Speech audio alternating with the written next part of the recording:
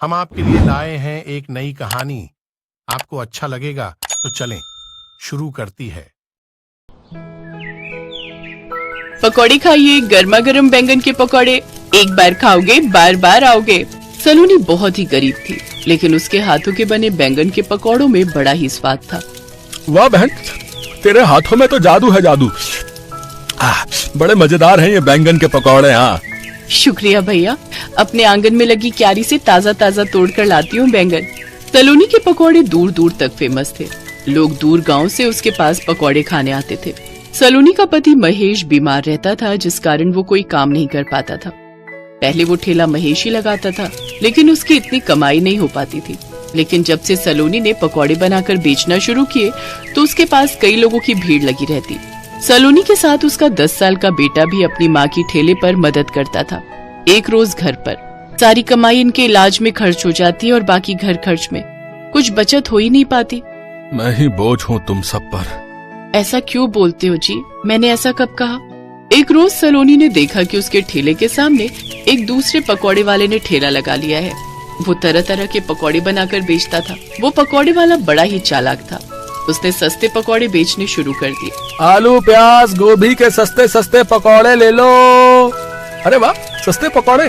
चलो चलो, आज उसी के पकौड़े खाते हैं। अपने ग्राहकों को दूसरे ठेले पर जाता देख सलोनी परेशान हो जाती है।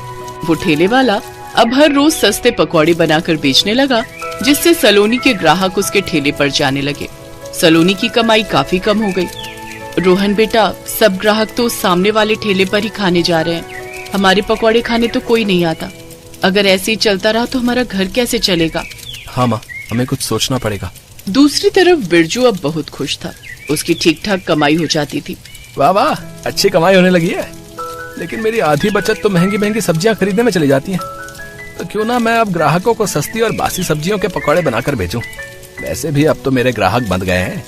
गर्मा गर्म पकौड़े होने के कारण वैसे भी उन्हें कुछ पता नहीं चलेगा।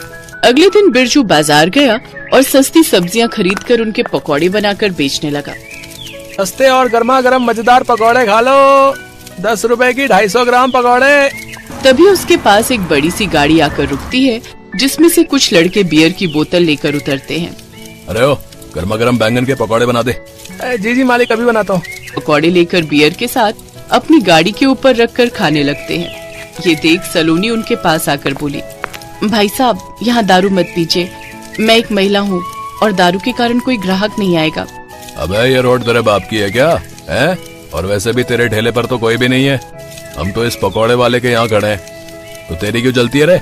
और अगर तुझे कोई दिक्कत है तो अपना ठेला यहाँ से हटा ले, समझी? तभी बिरजू भी आग में घी डालने का काम करता है। हाँ ठीक कहा साहब। अब वो लड़के हर रोज वहाँ आकर पकौड़े खाते और शराब पीते। ये देख अब सलोनी के पास बचे खुचे ग्राहकों ने भी आना बंद कर दिया। सलोनी अब बहुत परेशान रहने लगी। फिर उसके बेटे ने कहा, माँ लगता है ये ऐसे नहीं सुधरेंगे, हमें पुलिस को बताना होगा। तू ठीक कहता है बेटा।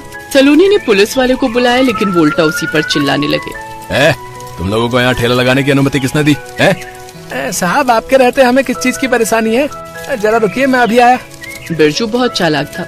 वो झट से गर्मा गर्म पकौड़े और कुछ रुपए लाया और उस पुलिस वाले को दे दिए। पुलिस वाले ने उसे कुछ नहीं कहा, लेकिन ममता के पास उसे देने के लिए कुछ नहीं था और उसे जल्द ही वहाँ से ठेला हटाने की धमकी देकर चला गया। अब सलोनी दिन रात परेशान रहने लगी।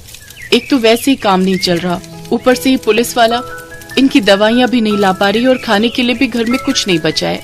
लेकिन सड़ी गली सब्जियों के पकौड़े खाकर ग्राहक बिरजू के पास शिकायत लेकर आने लगे। अरे तुम्हारे पकौड़े खाकर तो मेरी तबीयत ही खराब हो गई। कल से पेट में बहुत दर्द है। मुझे भी डॉक्टर के पास जाना पड़ा बे। तुम्हारे सस्ते पकौड़े तो हमें बड़े महंगे पड़ गए बे। और मेरी बेटी तो बीमारी हो गई, अब वो अस्पताल में भर्ती है। ग्राहकों ने गुस्से में उसके ठेले को तोड़ना शुरू कर दिया। ये देख सलोनी ने सबको रोकने की कोशिश की। रुक जाइए, इन्हें एक मौका और दीजिए। जो हमारा नुकसान हुआ है उसकी भरपाई कौन करेगा? इसमें इसकी क्या गलती है? आप लोगों को ही तो सस्ते पकौड़े खाने थे। कम दाम में ऐसी ही चीज मिलेगी। ये सुनकर सभी ग्राहक शांत हो जाते हैं और वहाँ से चले जाते हैं। फिर सलोनी अपने बेटे के साथ उसके ठेले को उठाती है और दोनों उसका सारा सामान ठेले पर रख देते हैं। ये देख बिरजू को अपनी गलती का एहसास होता है और वो सलोनी से हाथ जोड़कर माफी मांगता है। मुझे माफ कर दो बहन, मैंने तुम्हारे साथ कितना गलत किया, लेकिन तुमने मेरी फिर भी मदद की। अब से हम दोनों अलग अलग ठेला नहीं बल्कि एक ही ठेला लगाएंगे। जिसमें हम ताजे ताजे बैंगन के पकौड़े के साथ साथ हर तरह के ताजी सब्जियों के पकौड़े बनाकर बेचेंगे। जैसा आपको ठीक लगे भाई साहब। उस दिन के बाद से दोनों ने एक ही ठेला लगाया, जिससे उनके पास खूब ग्राहक आने लगे। फिर सारे दिन में जो भी कमाई होती उसे वो आधी आधी बांट लेते। एक रोज वही तीनों शराबी लड़के वहाँ आए और पकौड़े मांगने लगे। यहाँ शराब पीना मना भैया, आप कहीं और जाकर ये सब करिए, नहीं तो आपको पकौड़े नहीं मिलेंगे। बिरजू पर हाथ उठाना शुरू ही किया था कि तभी सलोनी और रोहन भी डंडा लेकर वहाँ आए। एक डंडा उन्होंने बिरजू के हाथ में दिया।